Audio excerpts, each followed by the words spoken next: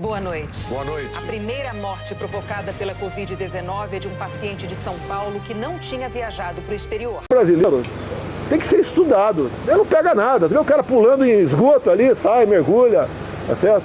E não acontece nada com ele. Pelo meu histórico de atleta, caso fosse contaminado pelo vírus, não precisaria me preocupar. Todos nós iremos morrer um dia. Fala de eu não sou coveiro, tá vendo? E daí? Lamento. Quer que faça o quê? Eu sou Messias, mas não faço milagre. Quem é de direita toma cloroquina. Quem é de esquerda toma tubaína. Você lamenta todos os mortos, mas é o destino de todo mundo. País de maricas, pô. Se você virar virar um jacaré, é problema de você, pô. Não está nada comprovado cientificamente com essa vacina ainda. Você foi aqui na casa da tua mãe. Chega de frescura e de mimimi. O Ministério da Saúde anunciou hoje que o Brasil registrou mais de 700 mil mortos pela Covid desde o dia 12 de março de 2020. Mais de 700 mil brasileiros perderam a vida para a Covid-19. Em meio a incertezas, controvérsias e ao medo constante, a pandemia impôs desafios diários, especialmente para quem esteve na linha de frente do enfrentamento à doença. Todos os períodos, desde o início, foi muito difícil, porque a gente não sabia muito como tratar, né? E era tudo muito imprevisível e muito medo. Então, a gente tinha muita insegurança e isso foi se transformando, porque conforme as pesquisas foram saindo ali, a gente conseguiu se adaptar um pouco melhor. Mas foi muito sofrido, porque a gente não sabia como a doença ela se comportava. E ela se comportava diferente com cada pessoa. A gente tinha que lidar com o nosso medo, com o medo da família, com o medo da equipe. Foi muito sofrido, assim mesmo. Foi um período muito ruim. Até comentei que de lembrar, meio que tentar recordar para falar com vocês, assim, já foi ruim, sabe? O Rio esteve entre os estados mais afetados pela crise sanitária. Aqui no Centro Cultural do Ministério da Saúde foi inaugurado o Memorial da Pandemia. O espaço, que conta com 2 monumentos, presta homenagem às vítimas da Covid-19 e aos profissionais de saúde que atuaram na linha de frente do combate à doença.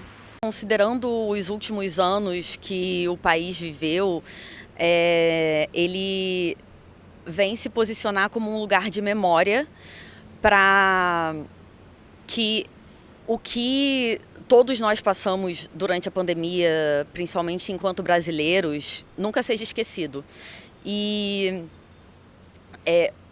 os monumentos que estão aqui, eles estão aqui exatamente para que a gente se lembre de tudo que cada brasileiro passou e principalmente a força do coletivo. É por isso, inclusive, que esse monumento ele tem essa construção de parecer várias pessoas se dando as mãos.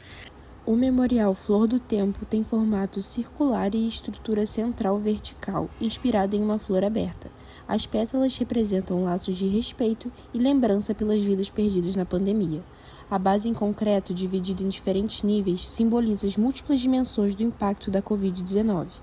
Toda a composição foi pensada para conduzir o visitante a um espaço de permanente reflexão. E para quem viveu a pandemia de perto, essas marcas continuam presentes até hoje.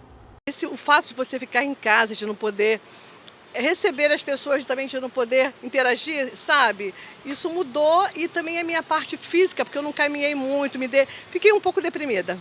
Para falar a verdade, fiquei, sabe? Assim, não foi, como é que se diz? E perdi, assim, muitas pessoas queridas, sabe?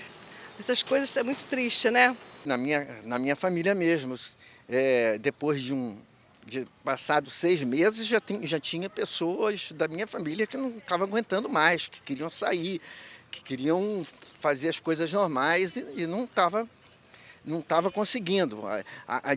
Dizia até que achava que estava afetando o psicológico dela, minha irmã, minha filha. A pandemia deixou marcas que vão muito além das sequelas físicas. O isolamento, o luto, a insegurança e as mudanças na rotina impactaram profundamente a saúde mental de milhões de brasileiros. Para muitas pessoas, os efeitos emocionais desse período ainda permanecem. Eu fui percebendo com os pacientes lá em 2020, 2021, que esse medo, né, de se infectar com o vírus causou muita ansiedade, Infelizmente, pelo fato de todo mundo estar isolado, o apoio emocional que as pessoas geralmente necessitariam, né, não podia ser ativado. Então foram casos de ansiedade, fobia social. Mesmo depois que a pandemia terminou, alguns pacientes meus que ficaram muito reclusos, eu tive muita dificuldade, nós tivemos, né, juntos, muita dificuldade de fazer com que eles conseguissem voltar a ter convívio com os familiares, com os amigos. Durante a pandemia, o Hospital Municipal Oceânico Dr. Gilson Cantarino se tornou um marco no enfrentamento à Covid-19. A unidade foi criada para atender exclusivamente os casos mais graves da doença, uma iniciativa pioneira no Brasil que ampliou o atendimento em uma das fases mais críticas da crise sanitária. Enquanto os hospitais sofriam com a superlotação, as equipes de saúde enfrentavam rotinas intensas e precisavam lidar com o distanciamento entre pacientes e familiares. O Covid não tinha visita, né? Os pacientes não recebiam visitas. E aí a gente conversava diariamente com as pessoas pelo telefone. E as pessoas, muitas nunca tinham sido internadas e nunca tinham tido nenhuma relação com o hospital. E aí, pelo telefone, eu tinha que deixar a pessoa ciente do que estava acontecendo com o familiar dela. E era muito desafiador, porque você fala assim, olha, a sua mãe está entubada. Tipo assim, às vezes a pessoa não sabe o que é entubada. Aí, assim, eu tinha que descrever todos os dias uma situação para a pessoa que está do outro lado da linha. Algumas experiências vividas durante a pandemia permaneceram marcadas na memória de quem esteve na linha de frente, revelando a complexidade dos sentimentos e das emoções que fizeram parte da rotina dos profissionais de saúde. Saiu uma menina de dentro do elevador. Ela acho que ela tinha menos idade do que eu. E ela estava com uma caixinha de Ferrero Rocher. E ela falou, você é a Camila? Aí eu falei, sou. Ela falou assim, eu vim te trazer um presente e agradecer por falar comigo todos os dias sobre o meu pai. Ele morreu, mas eu agradeço muito tudo que você fez. E ele morreu. E eu ganhei um presente. E aí, por muitos dias, eu não consegui comer o chocolate. Porque eu falava que eu não merecia ele, porque o paciente tinha morrido. Aí a minha professora, eu fiquei muitos dias sem comer ele, eu pensei em dar para outra pessoa. Aí minha professora falou, Camila, você merece esse chocolate, come ele, sabe? Aí eu pensei, tá, então se eu mereço, todo mundo da equipe merece. Então eu peguei um e dei o resto para a equipe, sabe? E fora das unidades de saúde, a pandemia também deixou ausências que marcaram o Brasil. A Rua Paulo Gustavo, localizada no bairro de Caraí, Niterói, leva o nome de um dos maiores artistas brasileiros que morreu em decorrência da Covid-19 em 2021.